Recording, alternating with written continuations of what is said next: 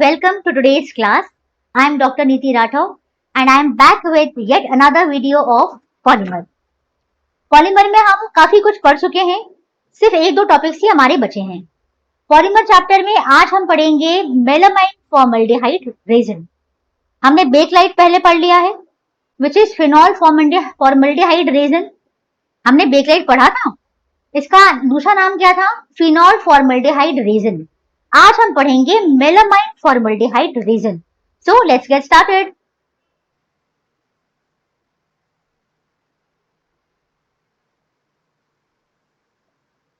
Melamine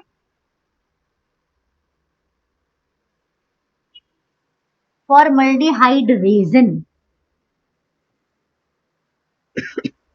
अब तक तो हमें ये समझ में आ ही गया है कि मेलामाइन और फॉर्मल्डिहाइड ये दोनों क्या हैं? ये दोनों मोनोमर्स हैं इस पॉलीमर के, ठीक है। यानी ये जो पॉलीमर है ये मेलामाइन और फॉर्मल्डिहाइड इन दोनों से मिलके बना है, इन दोनों मोनोमर से मिलके बना है, ठीक है। तो मेलामाइन और फॉर्मल्डिहाइड जब रिएक्ट करते हैं, क्या करते हैं? ये कंडेंसेशन पॉलीमराइजेशन करते हैं, तब हमें मिलता है मेलामाइन फॉर्मल्डिहाइड रेजिन, ठीक है। चलिए सबसे पहले लिख लेते हैं मेलामाइन। तो ये हमेशा ध्यान रखिए, जितने भी ये रेजन्स हैं, चाहे वो आपका बेकलाइट हो, फिनॉल फॉर्मल्डिहाइड या मेलामाइन फॉर्मल्डिहाइड, ये दोनों ही कंडेंसेशन पॉलीमर्स हैं, ठीक है। तो मेलामाइन क्या है? मेलामाइन बहुत इजी है लिखना, घबराने वाली बात नहीं है। It is a heterocyclic compound जिसमें ऑल्टरनेट कार्बन एंड नाइट्रोजन रहते हैं। देखिए इस तरह से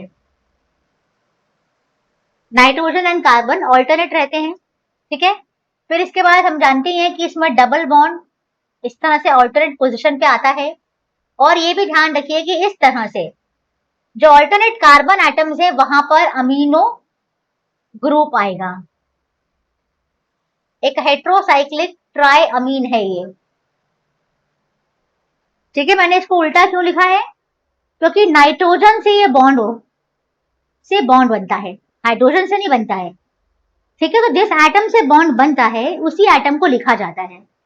तो अगर ऐसी सिचुएशन है तो आपको N पहले और H2 बाद में लिखना है। ये केमिस्ट्री का सबसे इंपॉर्टेंट नियम है, रूल है, ठीक है। तो ये जो मैंने लिखा है ये क्या है? मेलामाइन। एक बार फिर से लिखें क्या? बिल्कुल डरना नहीं है कि अरे बाप रे इसको कैसे लिखेंगे हम, ऐसा नहीं है। It is very easy. मैंने आपको कितनी इजीली लिख के दिखाया है। फिर से लिखें, चलिए एक बार और लिखते हैं। मैंने कहा कि ये नाइट्रोजन और कार्बन का इसमें ऑल्टरनेट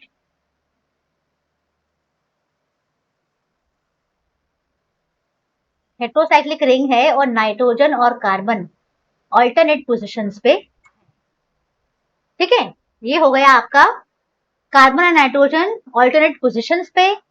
फिर ऑल्टरनेट डबल बॉन्ड रहेगा और ये जितने भी कार्बन एटम्स हैं तीन, इन तीनों पर ही क्या रहेगा? अमीनो ग्रुप NH2 NH2, ठीक है। So this is melamine. Formaldehyde तो आप जानते ही हैं, HCHO है ना, HCHO,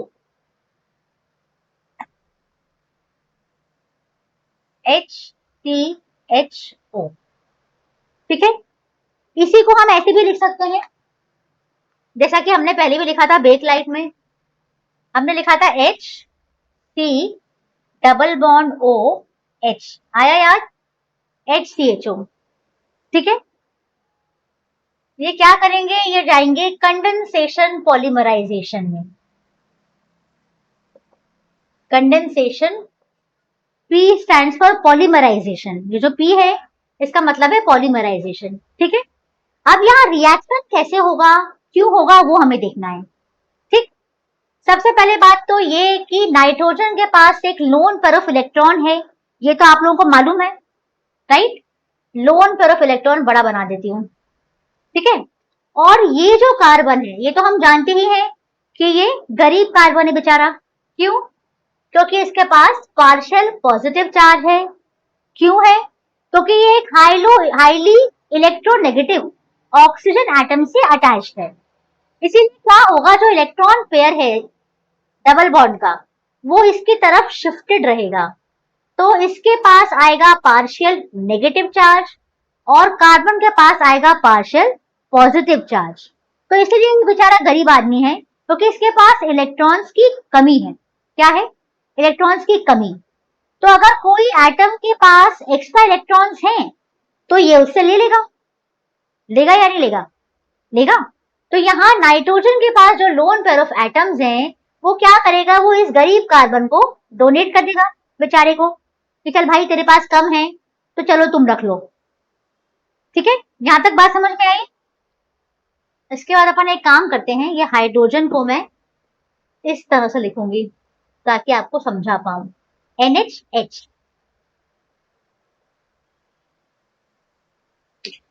ठीक है।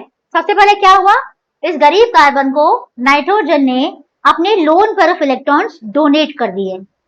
जैसे ही वो इसको डोनेट करेगा, ऑक्सीजन क्या करेगा, वो फटा तुरंत अपना इलेक्ट्रॉन पेयर अपनी तरफ खींच लेगा। पूरा इलेक्ट्रॉन पेयर अपनी तरफ खींच लेगा।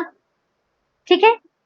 अब क्या होगा, ऐसा होने के बाद अब क्योंकि नाइट्रोजन ने अपने इलेक्ट्रॉन्स कार्बन को दे दिए हैं, तो नाइट्रोजन क्या करेगा, ये एक हाइड्रोजन को जो उसने इलेक्ट्रॉन दिया है वो वापस अपनी तरफ खींच लेगा, अपनी तरफ ले लेगा। जब ऐसा होगा तब ये जो हाइड्रोजन एटम है ये आके यहाँ पर ऑक्सीजन पर अटैच हो जाएगा। ठीक है, तो यहाँ OH हो जाएगा। आई बात समझ में? एक बार और बताते हैं। यहाँ पे जो कार्बन है बेचारा गरीब कार्बन है, क्योंकि इसके पास इलेक्ट्रॉन्स कम है, इलेक्ट्रॉन डेफिशिएंट है, क्योंकि ये हाईली इलेक्ट्रोनेगेटिव ऑक्सीजन एटम से अटैच है। आई बात ठीक है, समझ में यहाँ तक?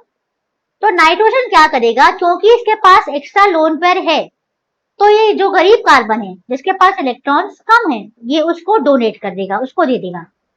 जैसे ही वो को देगा, वैसे ही ऑक्सीजन अपना इलेक्ट्रॉन पेयर अपनी तरफ खींच लेगा, ये बॉन्ड वाला इलेक्ट्रॉन पेयर है ना, ठीक, यहाँ पे खींच लेगा। फिर क्योंकि नाइट्रोजन अपने इलेक्ट्रॉन्स यहाँ दे देगा कार्बन, तो उसके पास इलेक्ट्रॉन्स कम हो जाएंगे, तो वो तुरंत इस हाइड्रोजन का इलेक्ट्रॉन को अपनी तरफ वापस खींच लेगा।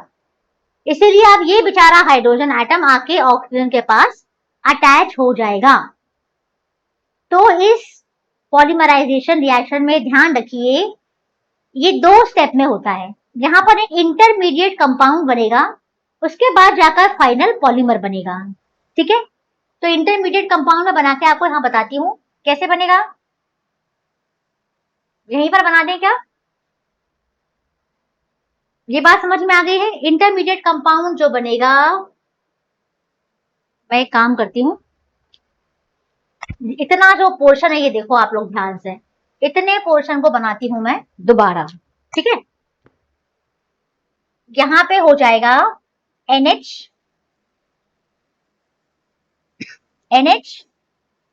CH2OH।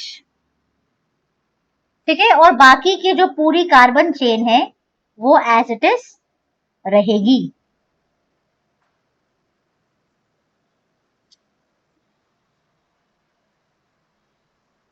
आई बात समझ में?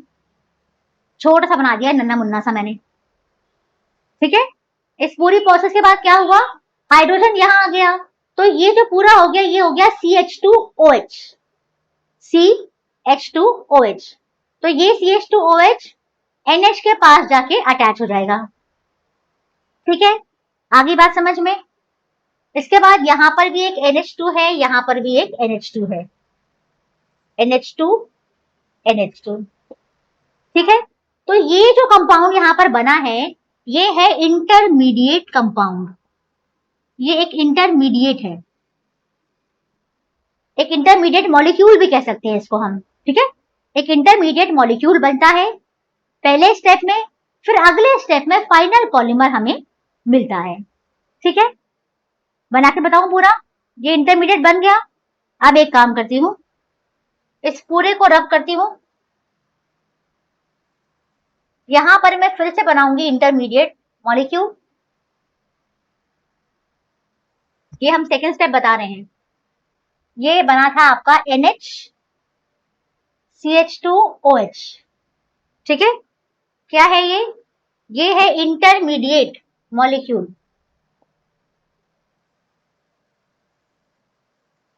ये इंटरमीडिएट है, ठीक है।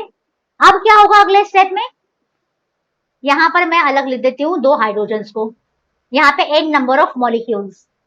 अब क्या होगा ध्यान से देखना है, ये वाला OH दूसरे मॉलिक्यूल के इस वाले H से के साथ मिलके वाटर मॉलिक्यूल बना के निकल जाएगा, ठीक है। तो यहां हम लिख सकते हैं -NH2O। n number of melamine molecules है ना, तो n number of water molecules release हो जाएंगे।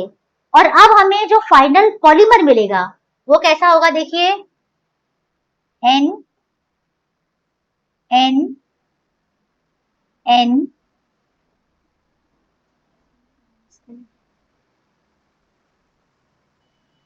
क्या कर दिया मैंने, अच्छा यहाँ पे C आएगा, ठीक है।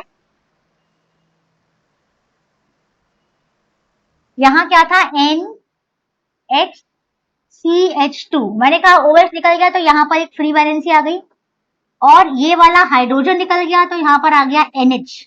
क्या आ गया, NH, और ये आ गई फ्री वैलेंसी। तो ये फ्री वैलेंसी पे हम इस तरह से स्क्वायर ब्रैकेट बनाएंगे और यहाँ लिखेंगे N। आई बात समझ में। और अब ये जो मिला है आपको, यहाँ पे NH2 है, भूलना नहीं है। ये जो आपको मिल गया है इसका नाम है मेलामाइन फॉर्मल्डिहाइड रेजिन, ठीक है। सबने ध्यान से देखा सुना किस तरह से ये बना कंपाउंड, मतलब पॉलीमर।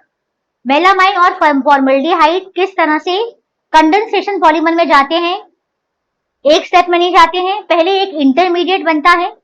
तो हम इसको 2 स्टेप बोल सकते हैं कि पहले एक इंटरमीडिएट बनता है और अगले स्टेप में ये वाटर मॉलिक्यूल रिलीज करके और इस तरह से ये पॉलीमर पूरा आपका बन जाता है, melamine formaldehyde resin. Is that clear. अब इसके जो यूजेस हैं, ये बहुत अच्छा कंडेंसेशन पॉलीमर है, इसके बहुत अच्छी प्रॉपर्टीज हैं, बहुत ही सुपीरियर प्रॉपर्टीज हैं और बहुत सारी जगह पर ये एप्लीकेशन पाता है, ठीक है। तो इसके यूजेस आप लोग पढ़ लीजिएगा, बुक में दिया हुआ है सब। चलिए नेक्स्ट हम लोग ले लेते हैं टेफ्लॉन। टेफ्लॉन एक बहुत ही इंपॉर्टेंट पॉलीमर है। टेफ्लॉन का सिंथेसिस देख लेते हैं कि ये कैसे बनता है।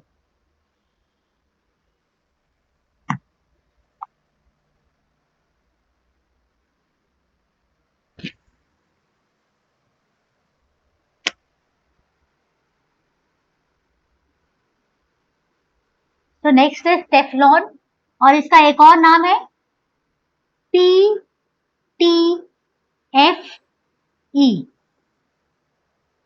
अब ये PTFE क्या है, ये शॉर्ट फॉर्म है पॉली टेट्रा फ्लोरो इथीन या इथाइलीन, एक ही बात है, पॉली टेट्रा फ्लोरो इथीन।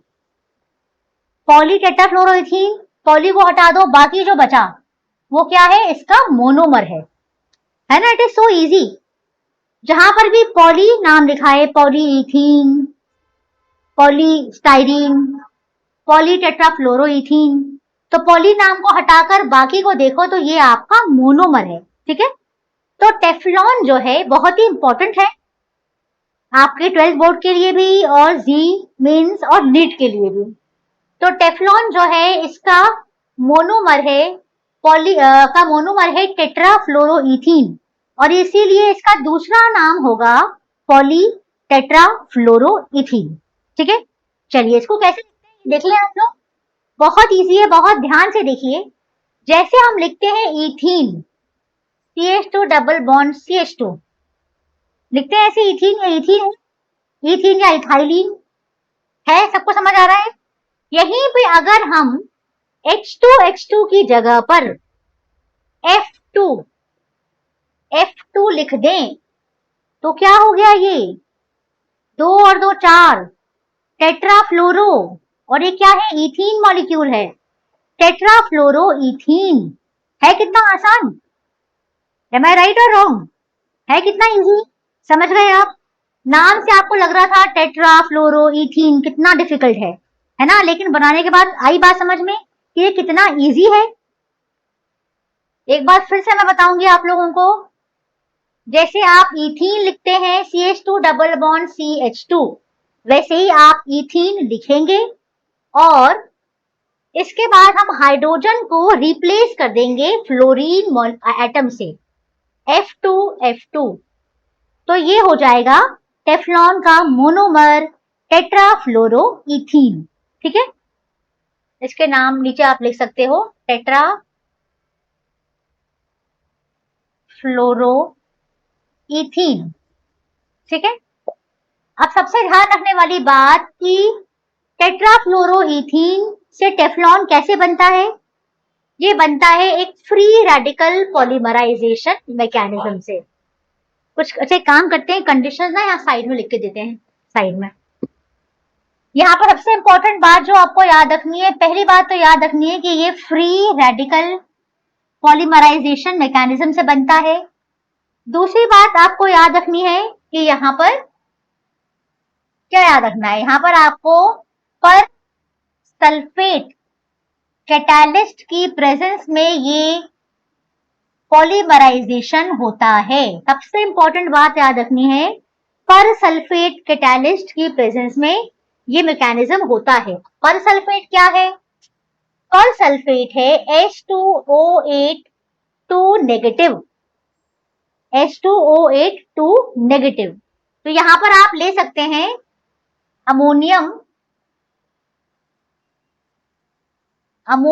पर सल्फेट,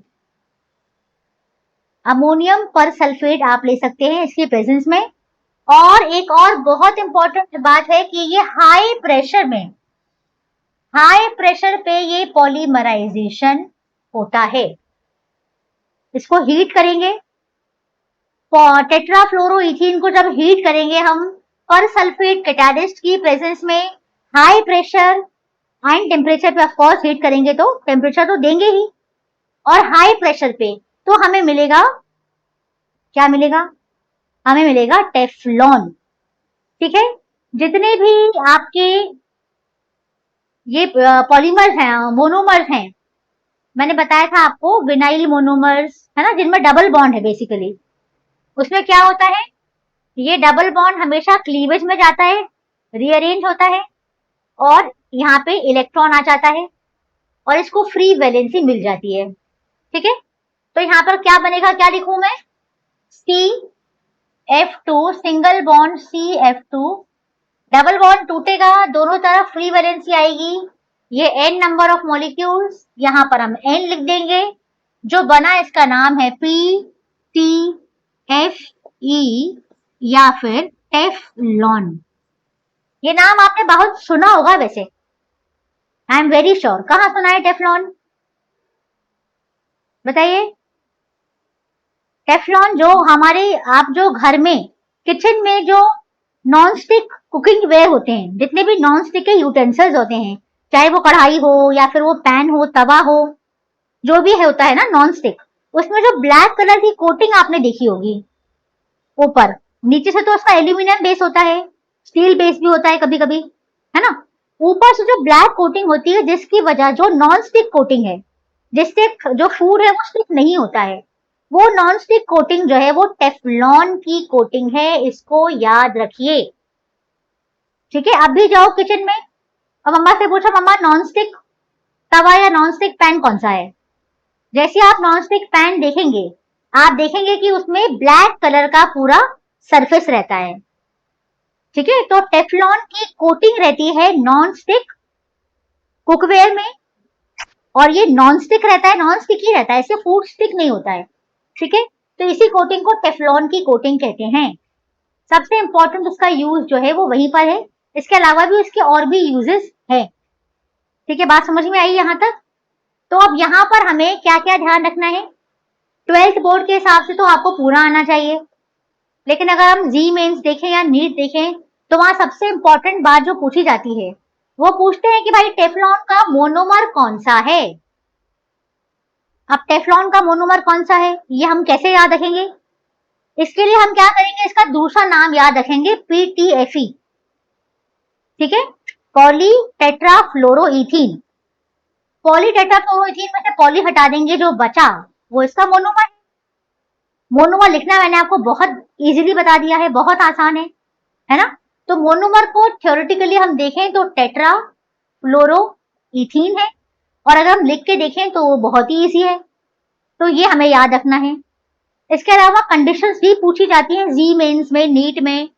कंडीशन क्या कि भाई कौन सा कैटालिस्ट यूज होता है, कौन सा कैटालिस्ट यहाँ पे यूज होता है। तो कौन सा कैटालिस्ट होता है, पर सल्फेट कैटालिस्ट। वैसे ये क्वेश्चन आज तक तो पूछा नहीं गया है, पर यू नेवर नो, पूछा भी जा सकता है। अभी तक जो पूछा गया है उसमें पूछा गया है एक तो टेफ्लॉन का मोनोमर क्या है, दूसरा इसका हाई प्रेशर वाली कंडीशन भी पूछी गई है, ठीक है। लेकिन आपको सारी कंडीशंस आनी चाहिए, याद होनी चाहिए। पहली कंडीशन, पर सल्फेट कैटालिस्ट के प्रेजेंस में होगा, हाई प्रेशर पे हीट होगा और फ्री रेडिकल पॉलीमराइजेशन होगा।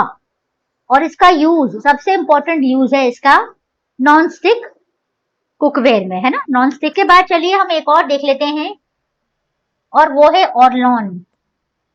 अभी हमने पढ़ा टेफ्लॉन, अब हम पढ़ेंगे ऑरलॉन।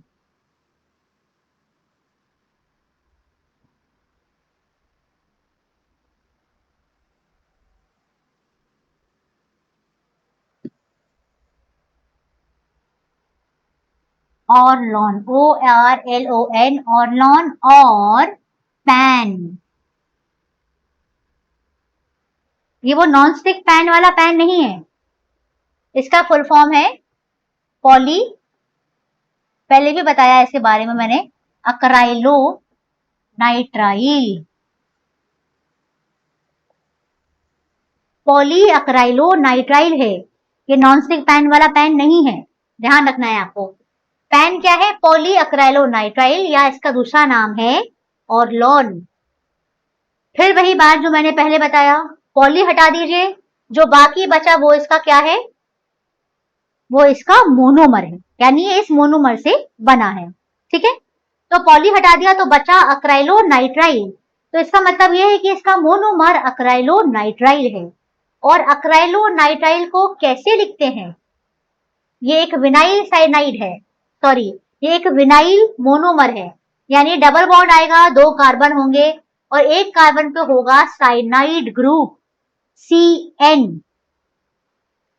मिल गया, दिख गया, याद आ गया, पहचान लिया, है ना, पहले भी पढ़ा है ना। तो इसका दूसरा नाम है विनाइल साइनाइड, इसको पॉलीविनाइल साइनाइड भी कह सकते हैं। क्या कह सकते हैं, पॉलीविनाइल साइनाइड भी कह सकते हैं, ठीक है। लेकिन इसको ज्यादातर अक्राइलो नाइट्राइल के नाम से जाना जाता है, बोला जाता है, पॉली अक्राइलो नाइट्राइल, ये है इसका मोनोमर, ठीक है। इसका जो पॉलीमर बनेगा वो एडिशन पॉलीमर होगा। चलिए बना के बताते हैं, CH2 double bond CH single bond CN, ये है आपका अक्राइलो नाइट्राइल, ठीक है। अक्राइलो नाइट्राइल क्या होगा, एडिशन पॉलीमराइजेशन होता है, simple addition polymerization and number of molecule. हम जानते ही हैं जितने भी मोनोमर्स में डबल बॉन्ड होता है क्या होता है, क्लीवेज होता है, और फ्री वैलेंसी मिल जाएगी। CH2 सिंगल बॉन्ड CH हो जाएगा, यहाँ पे CN आएगा, ये फ्री वैलेंसी आएगी, यहाँ पे हम ये स्क्वायर ब्रैकेट लगाएंगे और यहाँ लिखेंगे N, ठीक है। ये बन गया आपका PAN, polyacrylonitrile, also known as Orlon, ठीक है। इसका एक और नाम है एक्रिलन, आपको जरूरत तो नहीं है फिर भी बता रही हूं मैं, एक्रिलिन इसका एक और नाम है, एक्रिलिन। ये जो पॉलीमराइजेशन है, एडिशन पॉलीमराइजेशन परऑक्साइड कैटालिस्ट की प्रेजेंस में होगा। ये हमें बहुत अच्छे से याद रखना है, ठीक है। परऑक्साइड कैटालिस्ट अक्सर जो है बेंजोइल परऑक्साइड सबसे कॉमनली यूज किया जाने वाला परऑक्साइड कैटालिस्ट है, ठीक है। तो इस तरह से एक्रेलोनाइट्राइल एडिशन पॉलीमराइजेशन में जाता है in presence of peroxide catalyst, और इस तरह से बन जाता है पैन। अब ये जो पैन है, ये जो एक्रिलिन है, जो ऑर्लॉन है, ये बहुत ही हार्ड और हॉर्नी मटेरियल है, हाई मेल्टिंग पॉइंट पे। इसको क्लॉथ बनाने में यूज करते हैं, कारपेट बनाने में यूज करते हैं, ब्लैंकेट बनाने में भी यूज करते हैं, और इसके और भी बहुत सारे यूसेज है, ठीक है। तो आज हम लोगों ने क्या क्या पढ़ा?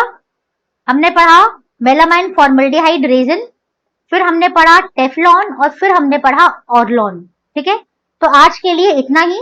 आई होप कि आपको ये तीनों पॉलीमर्स प्रॉपरली समझ में आ गए हैं। Still if you have any doubt, do right your doubts and also your comments in the comment box.